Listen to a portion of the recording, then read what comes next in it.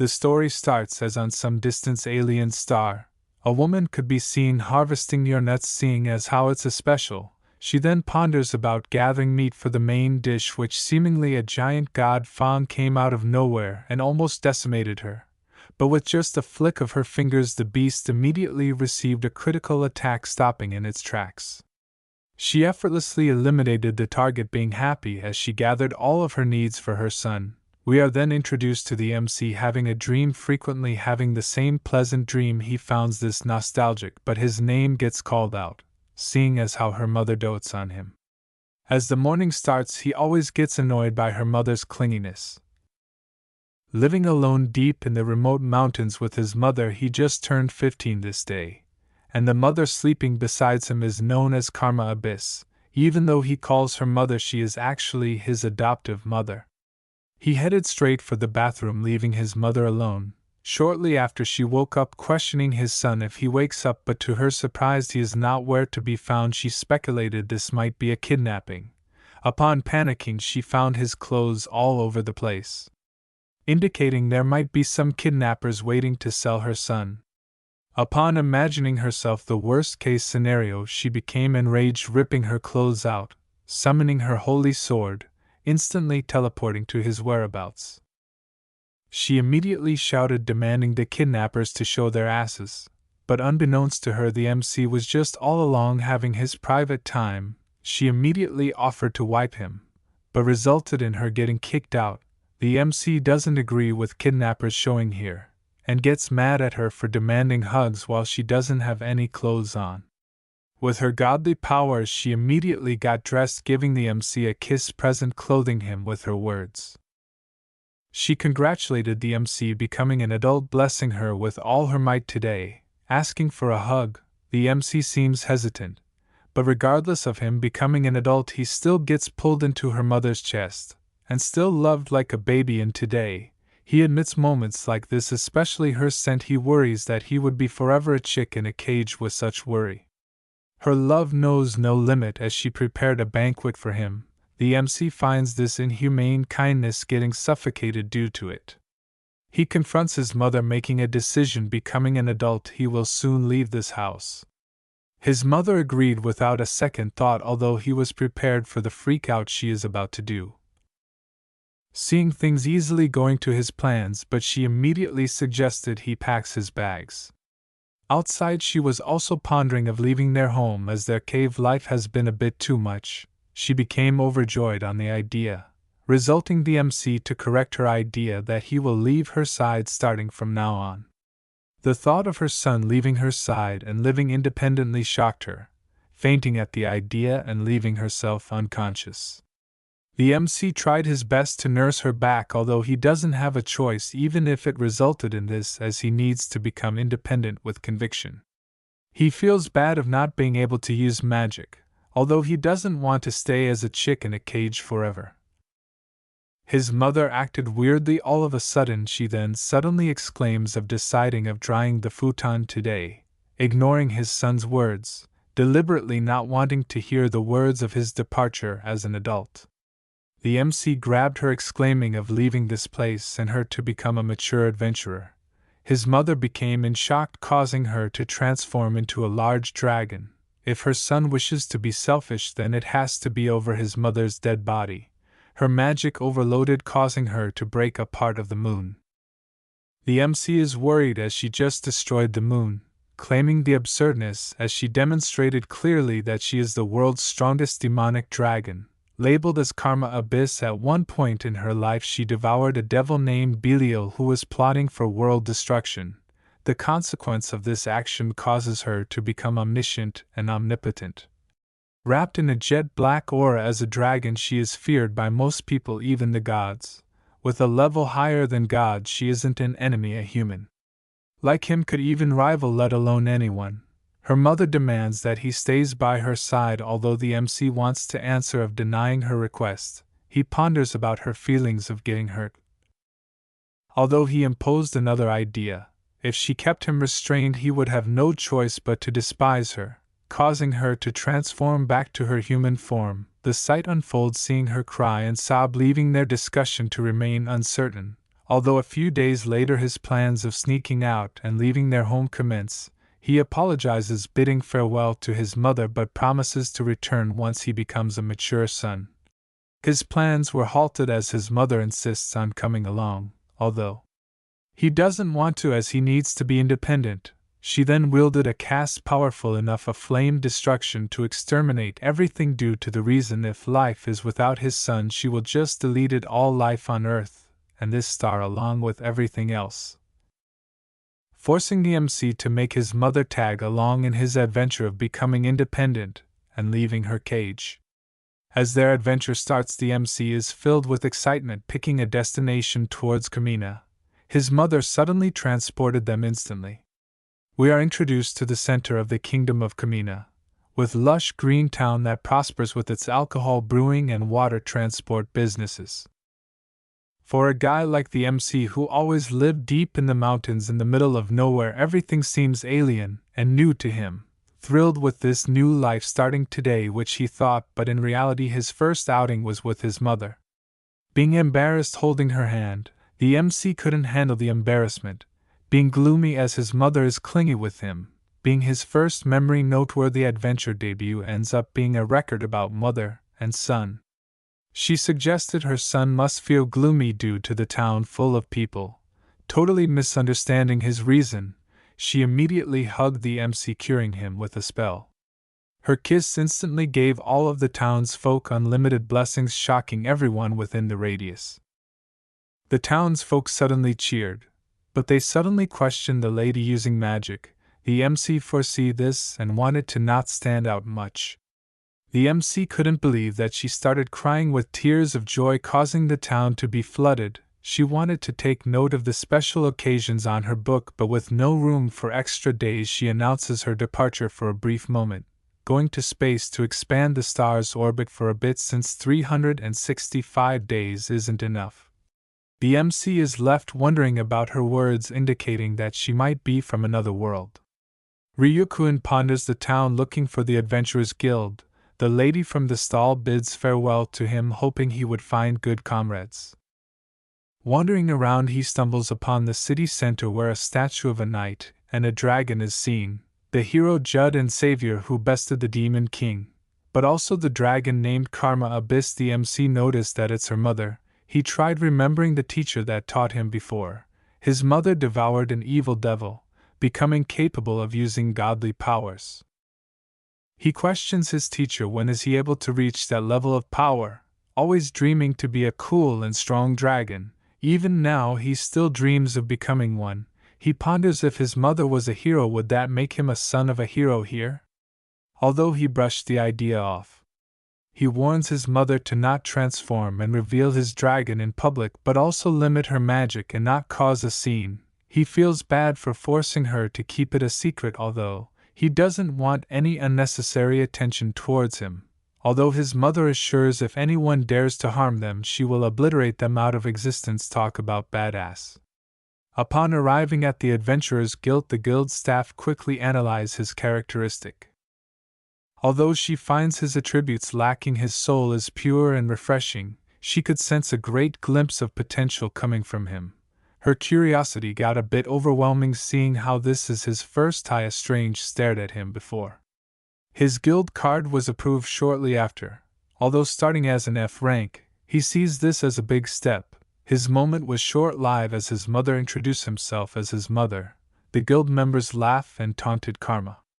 Upon hearing this, she immediately got pissed, questioning the individual who dared make a mockery about them. The MC tried to undertake a sudden quest to avoid any further discourse. He dragged his mother, avoiding the devastation that was bound to happen. Although 3 hours later, she calmed down, seeing her promise with her son. He gathered herbs, seeing as how these can be meaningful. But despite this, her mother questions the behavior of the individual before, pointing out that a mother worrying about her child and accompanying him is a duty as a mother should do. She finds this to be the norm, yet the MC ponders this isn't the case, as he too before didn't knew what normal was and thought his first reason for wanting to become independent was due to the dislike towards his mother. Although he managed to confirm that was not the case. She then immediately used magic to have a little break whilst eating. She suggested to use skills, but he took it upon himself without any cheats. She finds herself proud of her son, and wishes to record his son's gallant figure, all of a sudden summoning the wishing stone of reminiscence. The MC curiosity to look up the summoned creature turns out to be a magical tool that can dissociate time, making recordings. He immediately became in shock due to the value it has, being equivalent to the entire kingdom's asset. He finds himself plucking grass, being filmed with a legendary tool by a playful goddess-level mother, seeing it unfair. His thoughts gets interrupted as a voice could be heard over the distance. A carriage is seen being raided by goblins, and upon a closer look they seem to have been captured with the hostages, indicating they are to be eaten by goblins. The MC sees this chance to save them, although his mother questions the reasoning, as she doesn't protect anyone other than his own son, avoiding even minor risk like these ones. Her son disregarded her words. Although understandable, he just can't seem to turn a blind eye to the situation, as it would make him even more of a joke. The carriage crashed, leaving a female mage to sulk alone. Upon arriving at the scene, he couldn't seem to believe a bunny-eared female mage crying alone. Although she tried to hide her ears, the MC doesn't seem to mind her beautiful ears. Introducing himself pleasantly, she began to see his friendly approach, seeing as how she revealed her name to be Sheila. They suddenly got interrupted, surrounded by pissed-off, angry goblins with enraging eyes. Seeing their situation turn sour, the MC is left with no choice but to prepare running away and unsheathing his sword to fend off the enemy. He ponders of being the son of a hero, but his sword didn't seem to have a blade attached, only a letter being left. This letter was left by his mother. Seeing as blades is dangerous, she took it, making sure his safety, although this left him in an actual crisis with no way to defend themselves. The ground suddenly shook and teared. The goblins trembled in fear, seeing the ground floated on their feet. Ryukun is left mesmerized, as Karma, his mother, was the one lifting them above the ground. She floated up on the ground and exclaims on the foolish demons who looked at her sons with hostility, meeting their fate as the sun shone brightly towards them. A blast and ray of light enveloped the plains, devastating the trees, leaving nothing but ashes and a giant crater seen from space. Sheila the mage couldn't believe the spell used was level 1 fire. Fainting as she had given up hope on continuing as a sorceress, the MC got mad at his mother for breaking the promise and using forbidden magic. Shortly after, the two settled down, discussing things over as his mother is restoring the crater left behind. He points out finishing his first continue, although he has to continue tomorrow. Sheila seems to also start the same as him, leaving the MC if she would see in joining him to form a part. He joked about it, but she seems eager to join and participate in his adventures. They are interrupted as his mother intervenes, asking Sheila to wait in an abandoned house further, as she needs to talk something important with her. After a few minutes she arrived, shortly excusing herself, but is deducted on points upon sitting down. Karma exclaims that one does not sit down until she is permitted, shouting it's common etiquette. She interviewed Sheila, being a sorcerer, interrogating every detail of her, seeing as she is indebted, looking to party with him. His mother stands firm, seeing it's her duty to make sure she's suitable for his son or not. Sheila didn't hesitate to reveal her age and, becoming an adult, wanted to seek independence. Karma seems to investigated her beforehand. Leaving the MC to step in, seeing Maiden's sensitive secrets written on her paper, he became angered at her behavior for freely investigating someone's privacy without their consent, apologizing for the indecent conduct. Although Sheila seems to agree, as if she had her parents they would have done the same thing. Her words struck Karma, seeing her pure words, forgiving her, seeing as how it's a special exception. They decided to eat dinner and divert the situation. He uses his brain, wanting to boast about how happy of a son he is, immediately falling for his words, summoning food. She devoured, enjoying the banquet presented, being joyful at the wonderful, complimenting Ryukun to have such a lovely mother. This made her gave the point of approval towards Sheila. Seeing the night falls, Karma wanted to build a house right in the middle of the nowhere, asking to be moderate although she summoned a whole castle, wondering if it's a bit too moderate. Karma all of a sudden accepted her, seeing she seems to have nowhere to go, and asking to work off what she ate. Sheila stared at the stars talking to her grandmother, which Ryukun approaches her pondering what's the reason she wanted to party up all of a sudden. She revealed he seemed different. Being different from other human beings, he looked at her with a direct manner, and with no discrimination. He understood her intentions of becoming a comrade. Although she talked about humans despising beast men. Although the MC points out there's no reason to hate another race, pondering the topic to be a bit strange, and seeing as how he always lived deep in the mountains, he is clueless about the outside world, add to the fact he doesn't interact with no other humans. The night ended with the two seeking answers to their friendship, being grateful to their wonderful encounter. 2 days later, they arrived at the guild to report their completed quest, although his mother came prepared to award him, asking her to stop and let him go to the guild on his own, being troubled if he became a laughingstock due to her. She immediately pulled out her Excalibur, exclaiming the holy sword, smacking the individuals that dared mocked him. Her spanking suddenly became the symbol, calling it as spank, although it seems to be much more instant heaven if one gets hit with the holy sword. The two immediately finished their business in the guild receptionist. Being rewarded for their efforts, they showed happiness as they finished their first quest, marking this as a memorable memory. They headed towards the quest board, wanting to accept another one to progress their ranks.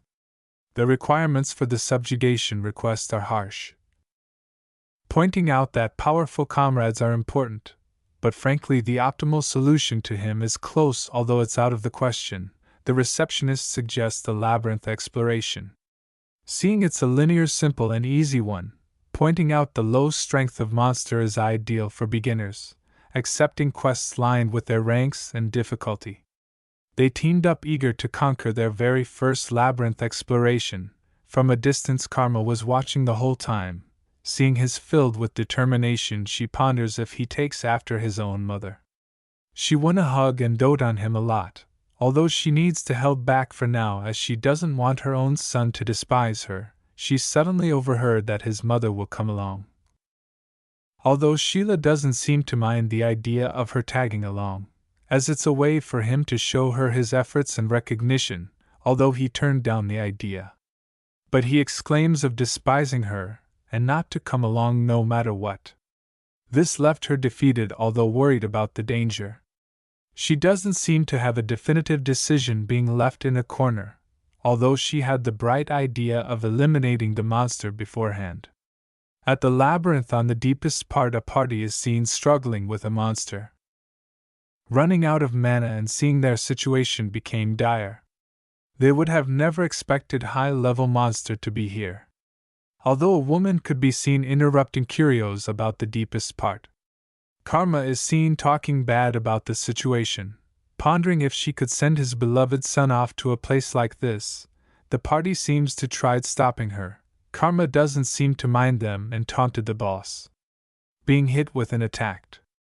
She stops its attacks with her hands easily. Being bored to death of the monsters, she eliminated the boss in one attack, ending the battle as fast as she could arrive. With the boss monster defeated, she helped the party, asking to flee with their comrades.